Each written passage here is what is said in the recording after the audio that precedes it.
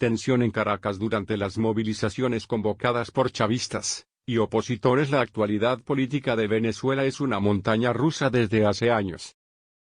A los sobresaltos suelen suceder etapas de rutina llenas de incógnitas. Juan Guaidó busca romper esa dinámica y mantener la presión en la calle de manera indefinida para lograr la renuncia de Nicolás Maduro.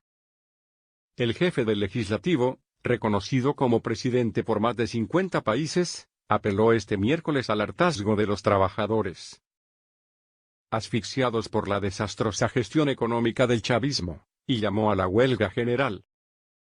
Lo hizo ante una multitud que se movilizó contra el régimen con ocasión del 1 de mayo, y un día después de la liberación de Leopoldo López. Mañana vamos a acompañar la propuesta que nos hicieron de paros escalonados, hasta lograr la huelga general, afirmó Guaidó, que hace 2 meses ya planteó un paro de los empleados públicos, el sector tradicionalmente más vinculado al oficialismo. El anuncio del político es relevante porque hace propias algunas de las reivindicaciones históricas de la llamada Revolución Bolivariana. Reconocemos el valor del trabajo digno, que les permita bienestar y progreso. Hoy sabemos que no hay sueldo que alcance, que se ignoran sus derechos y logros, manifestó antes del comienzo de las marchas en referencia a las precarias condiciones de vida de millones de venezolanos que luchan a diario contra una hiperinflación sin freno. Nos vemos en la calle, enfatizó. Los acompañamos en sus exigencias. La jornada fue una nueva muestra de la incertidumbre por la que atraviesa el país.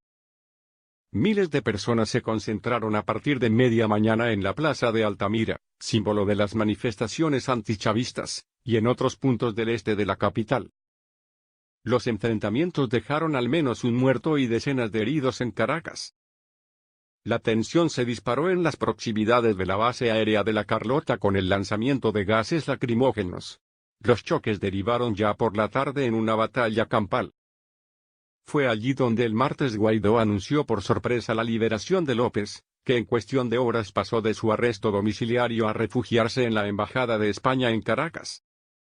Esa operación, que fue posible con el apoyo de un grupo de uniformados y sectores del Servicio Bolivariano de Inteligencia, SEBIN, tenía que ser determinante para desencadenar un levantamiento de la población y una ruptura de los estamentos militares. No sucedió, probablemente por la mala gestión de los tiempos, y por una excesiva confianza en la respuesta de las Fuerzas Armadas. Guaidó, sin embargo, no se ha resignado y trata de redoblar el desafío a Maduro, ya que en su opinión no hay marcha atrás. El presidente de la Asamblea Nacional está decidido a mantener el pulso en la calle hasta el final. Le pido hoy a toda Venezuela, y sé que hemos dado mucho, hasta la vida. Pero se lo pido porque siempre he dado la cara. Pedir más a veces es injusto. Mientras mantengamos la presión en las calles, estaremos más cerca, afirmó desde la urbanización caraqueña de El Marqués. En esta fase es crucial que la oposición logre mantener altos los ánimos, puesto que las expectativas de sus seguidores se han visto frustradas en varias ocasiones desde el pasado enero. Les juro que lo vamos a lograr, claro que sí se puede, seguiremos recorriendo los puntos de concentración.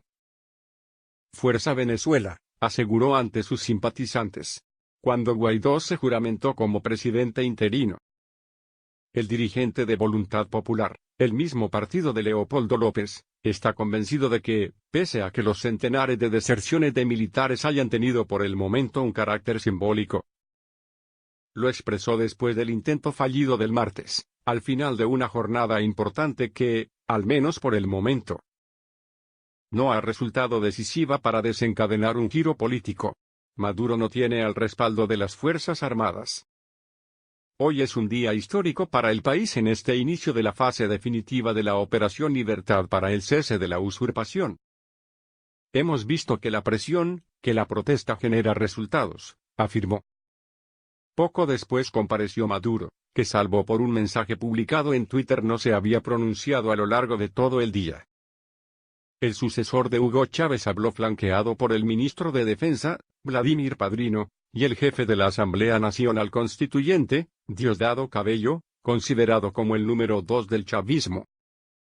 lealtad de los militares. El pronunciamiento del mandatario no tuvo consecuencias inmediatas. Tiene que haber justicia para que haya paz, consideró. Advirtió de que no puede haber impunidad.